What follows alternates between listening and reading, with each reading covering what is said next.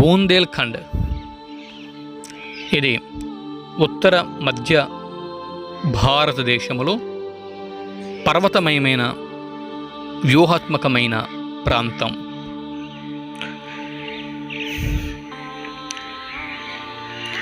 ఈ బూందేల్ఖండ్ నేడు ఉత్తరప్రదేశ్, మధ్యప్రదేశ్ రాష్ట్రాలుగా విభజింపబడి ఉన్నది. బూందేల్ఖండ్లో చందేల వంశానికి చెందిన రాజపుత్రులు స్వతంత్ర రాజ్యాన్ని ఆ రోజుల్లో స్థాపించారు.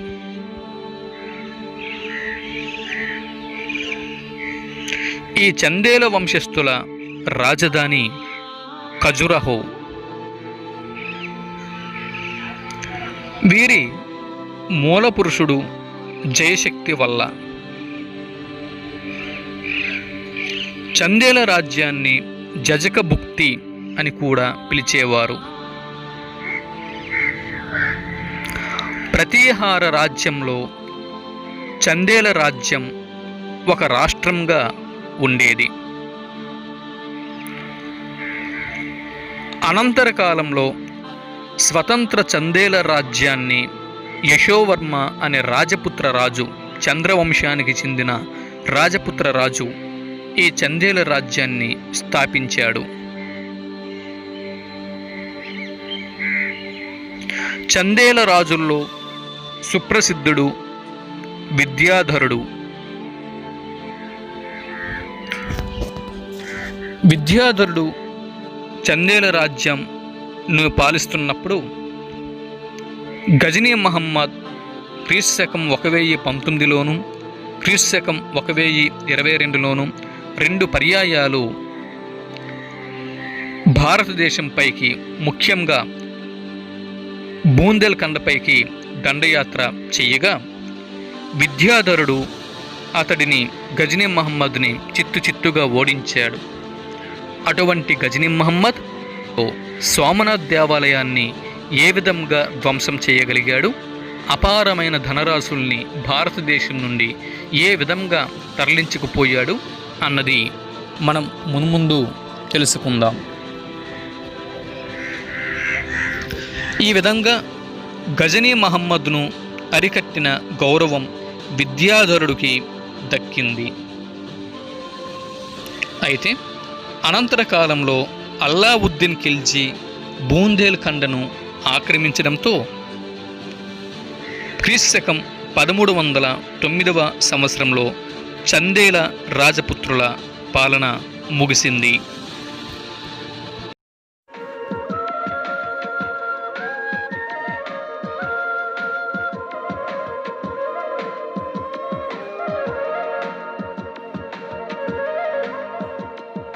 బాయ్స్ అండ్ గర్ల్స్, ఈ ఖజురహో ఒక మయసభ, భారతీయ కళాప్రాభవాన్ని చాటే రసమయ సభ, విదేశీయులకు విస్మయ సభ.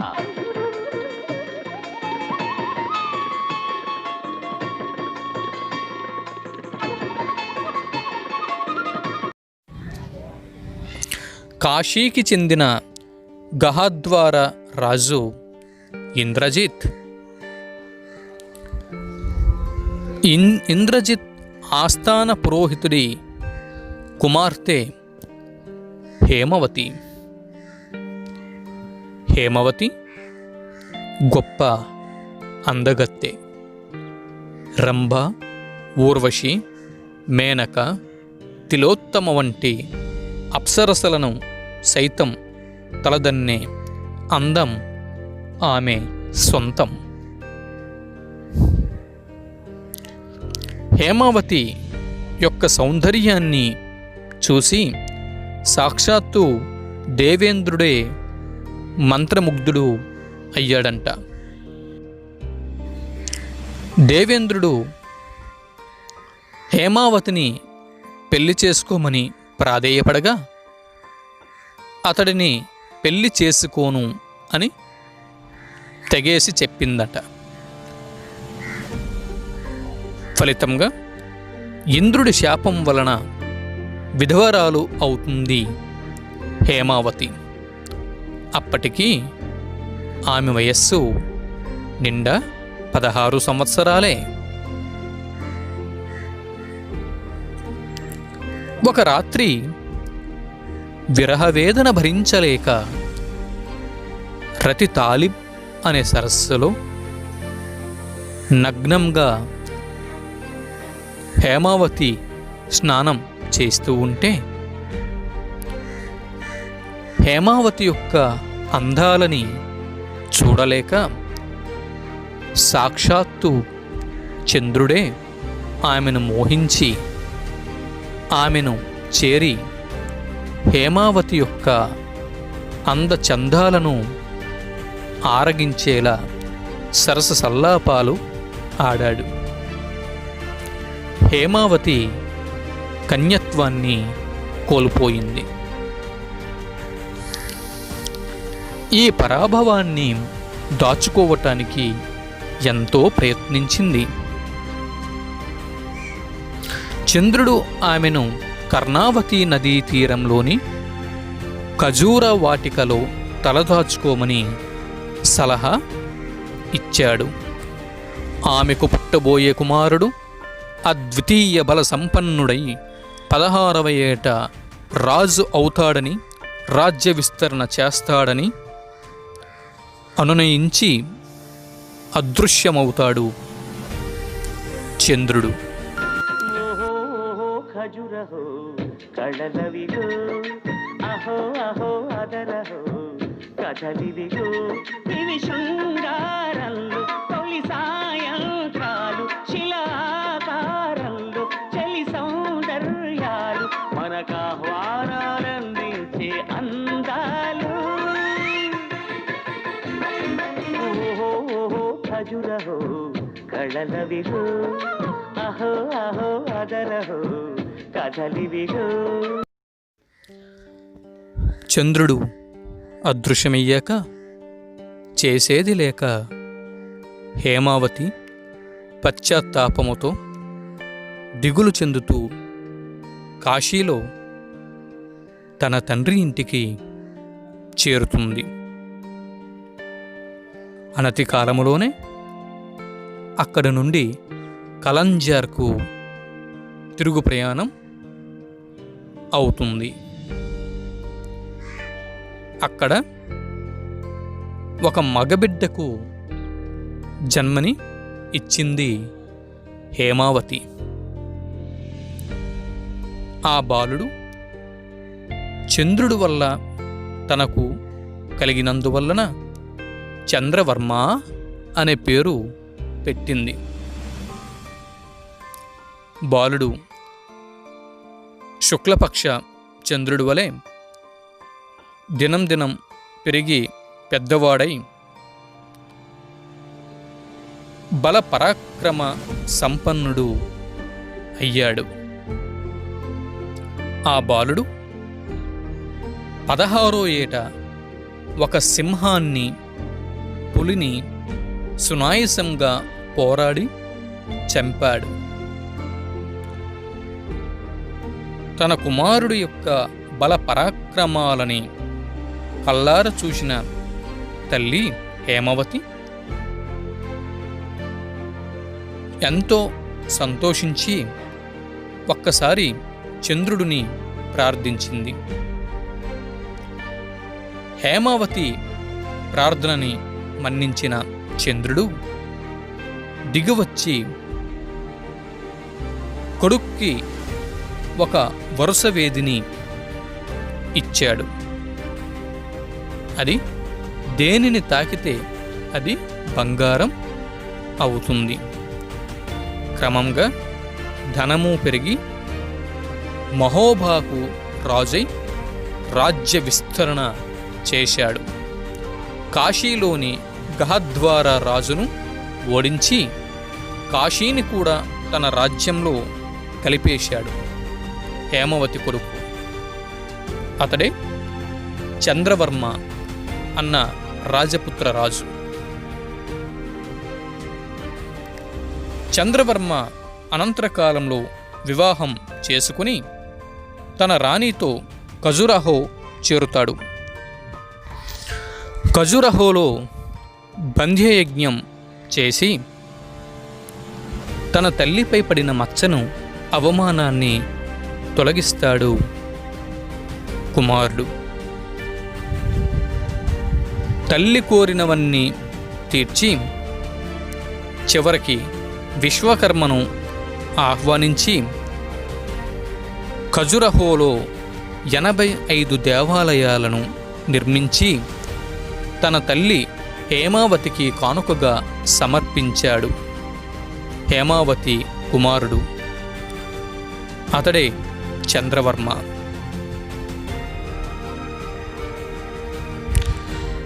అందుకే ఇక్కడ ఏ దేవాలయంలో చూసినా ఆలయం ముందు సింహంతో పోరాడే బాలుడి శిల్పం కనిపిస్తుంది. ఆ బాలుడే చంద్రవర్మ. అందానికి హారతి పట్టిన చంద్రుడికి కన్నెగానే కన్నతల్లి అయిన హేమావతికి కుమారుడై పుట్టిన చంద్రవర్మ తల్లి ఆజ్ఞ మేరకు స్త్రీ పురుషుల శృంగార కళలను శిలలపై శిల్పాలుగా చెక్కించిన కళా సామ్రాజ్యమే ఈ ఖజురహో.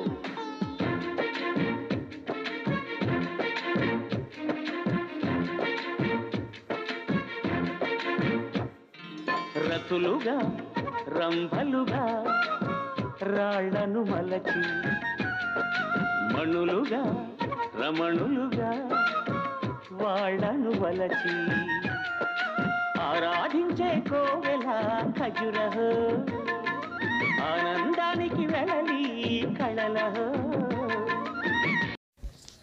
జాతిపిత మహాత్మా గాంధీ గారు ఈ ఖజురహో ఆలయాలను దర్శించి చాలా జుగుప్సాకరమైన శిల్పాలని, వీటిని వెంటనే తొలగించాలని హితవు పలికారంట. దానికి స్పందించిన విశ్వకవి రవీంద్రనాథ్ ఠాగూర్ గారు ఖజురహో జాతీయ నిధి అని, దానిని కూల్చడం అవివేకమని, అలా చేస్తే మన పూర్వీకులు మరీ శృంగార జీవులు అనే అభిప్రాయం తరువాతి తరాల వారికి ఏర్పడుతుందని గాంధీ గారినే క్లాస్ స్పీకర్ అంట విశ్వకవి రవీంద్రనాథ్ ఠాగూర్.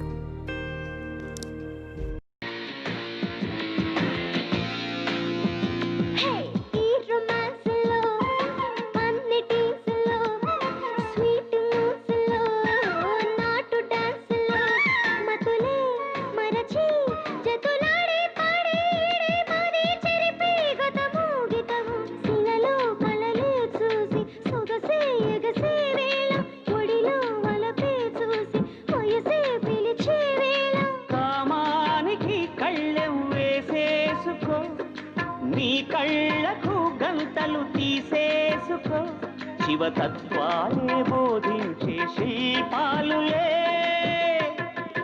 ఓ ఖజురహో కళలవిగు, అహో అహో అదరహో కథలివిగు. ఖజురహో 14వ శతాబ్దపు చందేల వంశపు రాజుల మతాత్మక రాజధాని అని అరబ్ యాత్రీకుడు అయిన ఇబ్న్ బటూటా పేర్కొన్నారు. ఇక్కడ ప్రస్తుతం ఉన్న ఖజురహో సాగర్ అప్పట్లో 800 మీటర్లు పడమటి దేవాలయాలకు దూరంగా ఉండేది.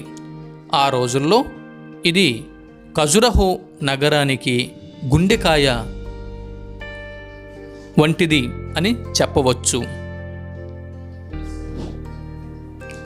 ఖజురహో దేవాలయాల సమూహాలు క్రీస్తుశకం 950 నుండి క్రీస్తుశకం 1050 ఈ మధ్యకాలంలో సుమారు 100 సంవత్సరాల మధ్యకాలంలో నిర్మింపబడినవి. ఖజురహో దేవాలయాల చుట్టూ 8 ద్వారాలతో కూడిన కుడ్యం ఉంది. ప్రతి ద్వారము 2 బంగారు కొబ్బరి కాండముల మధ్య ఉంటుంది. సుమారు 8 చదరపు మైళ్ళ విస్తీర్ణంలో 80కి పైగా దేవాలయాలు ఉండేవి. ప్రస్తుతం 22 మాత్రమే పునరుద్ధరింపబడినవి.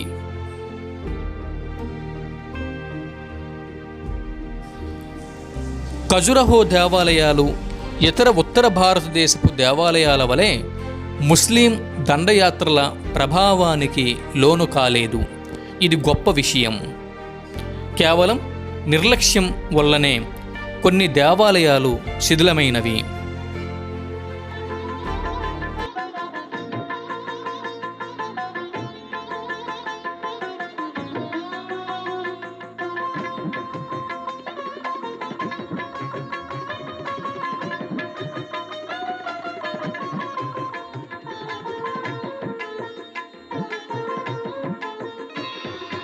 సత్యం శివం సుందరం అన్నారు మన పెద్దలు. A thing of beauty is a joy for ever అన్నారు మహాకవి కీట్స్. అందమే ఆనందం, ఆనందమే జీవిత మకరందం అన్నారు మన మహాకవులు. ఈ అక్షరాలకు ఆకారాలే ఈ శిల్పాలు. ఇవి శృంగార దీపాలు, సిరిమల్లె చాపాలు.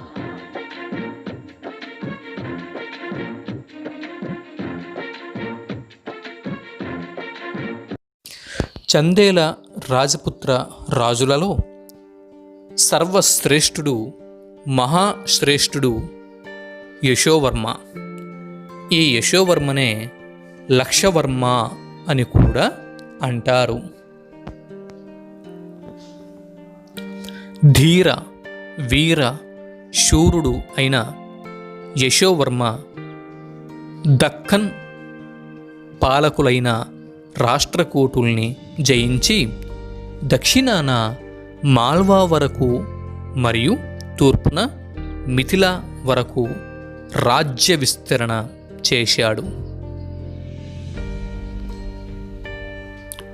తనకు తానే సర్వస్వతంత్ర రాజుగా ప్రకటించుకున్న ధీశాలి యశోవర్మ.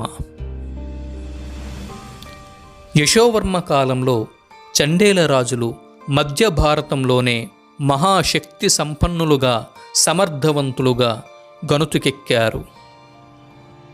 ఈ యశోవర్మ అనే రాజపుత్ర రాజు సర్వసమర్థుడే కాక కళాపిపాసి కూడా. అందువల్లనే ఖజురహోలో ఎంత విశేషమైన దేవాలయ సముదాయ నిర్మాణం జరిపించాడు. ఖజురహోలోని ప్రముఖమైన లక్ష్మణ దేవాలయాన్ని నిర్మించిన రాజపుత్ర రాజు యశోవర్మనే. యశోవర్మ ఖజురహోలోని లక్ష్మణ దేవాలయాన్ని నిర్మించి దీనిని శ్రీ మహావిష్ణువుకు అంకితం చేశాడు. చిలకలే సిగ్గులనే చీరలు విడిచి వలపుతో వాంఛలతో చింతలు మరిచి నాట్యం చేసే వేదిక ఖజురహో, వేదం మెచ్చిన వేడుక ఖజురహో.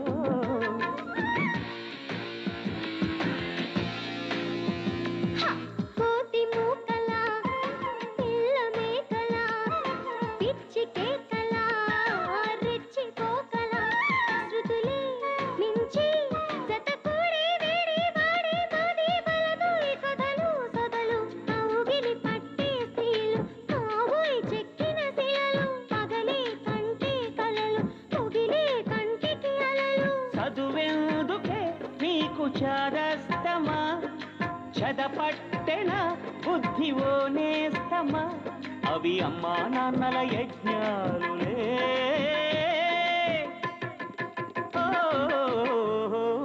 ఖజురహో కళలవిలు, అహో అహో అదరహో కథలివిలు. ఇవి శృంగారంలో తొలి సాయంత్రాలు, శిలాకారంలో చలి సౌందర్యాలు, మన మనకాహ్వానాలందించే అందాలు